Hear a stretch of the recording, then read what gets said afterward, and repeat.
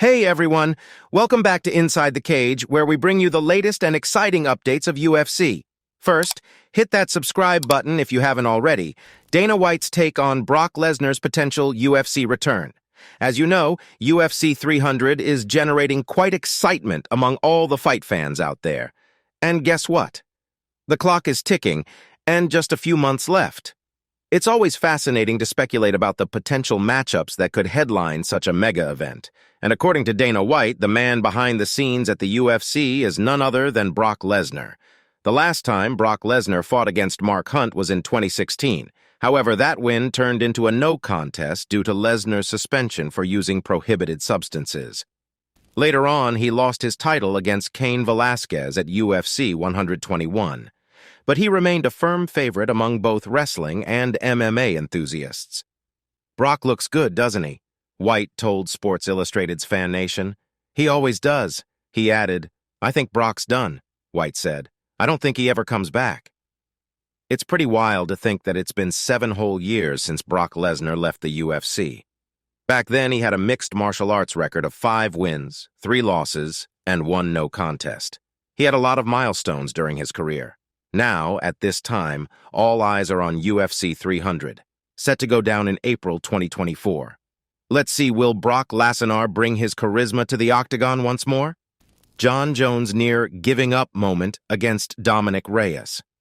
When you jump into Jon Jones' journey in the UFC, it's like strapping in for a wild ride. I mean, this guy's had his fair share of ups and downs, hasn't he? His last bout in the light heavyweight division was an absolute whirlwind. And then, he made his grand return as a heavyweight at UFC 285 earlier this year on March 4th, 2023. Furthermore, he defended his 205-pound title against Dominick Reyes. During that fight, he faced tough moments and recently spilled the beans over the situation. Anyway, it's just another layer to the Jon Jones saga. Jesse Owens, that was the quote. Jesse Owens. That's a big one. I decided I wasn't going to come down. I was going to fly. I was going to stay up in the air forever. He was the only other person to do it to me outside of Gustafsson. And I remember thinking to myself, fuck, you may have met your match, John. That's what like a voice said to me right in the middle of the cage. It was just like, you may have met your match. And as clear as day, I saw a door. I saw a door in the octagon. And it was just like, hey, you've had a great career. You've done a lot of great things. This kid, he wants it. He's hungry for it. John, it's okay. It's okay if you come up short in this one. Like, just don't let him knock you out. But you know, you can just kind of skate through this one and let him have it. Let the kid have it, John. Certainly, he's had some real battles. You know, he often talks about those epic wars he had with Reyes and Gustafsson. But here's an interesting twist. Jones' one split decision victory came against Thiago Santos in that fight just before he squared off with Reyes. And now Jones is venturing into heavyweight territory. He's got his sights set on Stipe Miocic. It's all going down as the main event at UFC 295 on November 11th, 2023. And then I thought about that like flying and never coming down. It's a decision. It's a decision to give up on yourself. It's a fucking decision. And something just as clear as that other voice said, fuck that. Yeah. Fuck that Fuck JV that. baseball player. Huh? Fuck that Yeah, JV fuck baseball this player. JV, baseball, soccer, fucking badminton, what hacky sack, where the fuck? Dude, I need Jon Hey, Jones John to wake said me it. up every Nothing morning and but say, yeah. "Get to fucking work, bro." All right, I I'm gotta hear tired. this. He said, Bro. "Fuck I that." gotta hear this. This came into your fucking head, and This then is what? crazy. Something said to me, fuck that. Fuck that. Not you, not today, not me, not now, Bubba. So let's see if Jones can conquer the heavyweight division with the same determination. It's like a whole new chapter for him, and the anticipation is real. Conor McGregor's training mockery creates Chandler fight ambiguity. In the middle of rumors of McGregor's comeback, he goes and drops a joke about it. I mean, what is this behavior? Now everyone is talking about his pictures with Michael Chandler that hinted at their potential showdown. But you know how these things go, nothing's confirmed until it's confirmed.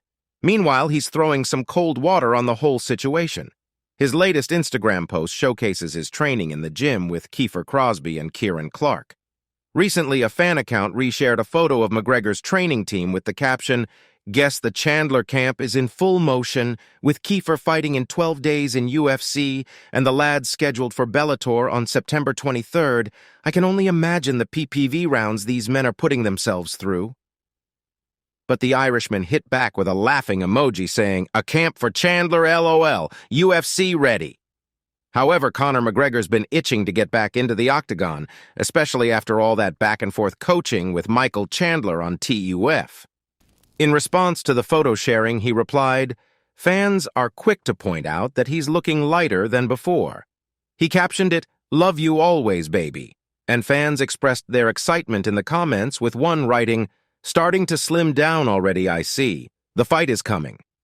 Another added that the prime face is coming back, while many noted that his face looks normal. In the summer of 2021, McGregor faced Dustin Poirier in a trilogy bout at UFC 264. Since then, he's been on the sidelines, but now he's gearing up for a comeback, and we're all eagerly watching for his return. Guys, if you're enjoying the video, we'd love your support. Just hit that subscribe button to motivate us to bring you more exciting content. Jon Jones' nightmares about facing Miocic at UFC 295. Jon Jones knows how to make an entrance, and definitely, March was a pretty big month for him. And man, he did return in style. See, he pulled off against Cyril Gane, and that was a statement for sure. But wait, there's more. Jones isn't just stopping at that. He's got his sights set on something even bigger. To do that, he's got to face off against Stipe Miocic. In simple words, it is a clash of the titans. This showdown is all set for November 11th in Madison Square Garden. UFC 295 is the event to mark on your calendar. In a recent interview, he spilled some facts about how Miocic is already weighing heavily on his mind. "I feel like when you get to a place when you don't feel anything is probably when it's time to hang it up and try something different," Jones said on the Overdogs podcast. "At this point, I still get nervous, man. I have nightmares about my opponents. About every hour, Stipe Miocic will cross my mind. He will cross my mind. I could be having a drink. You name it, he crosses my mind. I could be at my kid's volleyball game and I'm thinking about Stipe. There's a lot of mental that goes into it that I don't think people realize, but the goal is to just conquer that. Whereas Stipe Miocic is reaching a point in his career where he's probably thinking about what comes next.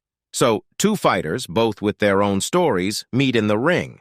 And my friend, it's a real testament to their passion to prove themselves. O'Malley criticizes Topuria over Twitter exchange. The fight game is always full of surprises, and it looks like Sean O'Malley is keeping everyone on their toes. Here, Chito Vera with his victories also handed O'Malley his only career loss back in 2020. Talk about the heavy win. But here's the twist. Another name is throwing his hat into the ring, and it's Merab Dvalishvili. This top-tier bantamweight contender is even willing to wait over a year just for a shot at O'Malley's gold. Now, the anticipation is real. He said that? That's funny. All right, well, I guess you can wait a year then.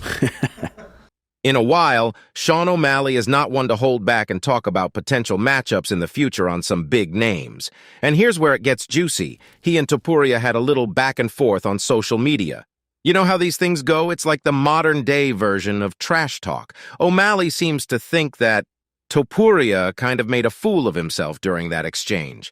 It's like a digital face-off that's just as intense as a real one. I still haven't picked who, so you know what I mean? I'll pick when the time's right, O'Malley said.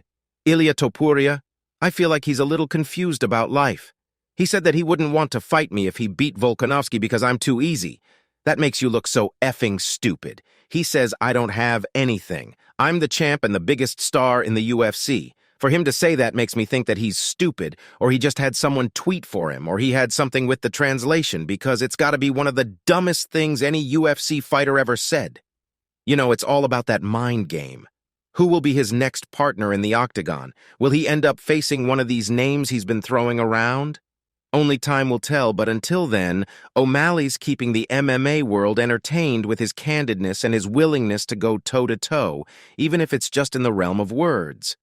All right, guys, that's all for today. Don't forget to like and subscribe to our channel. See you at the next one. Until then, goodbye.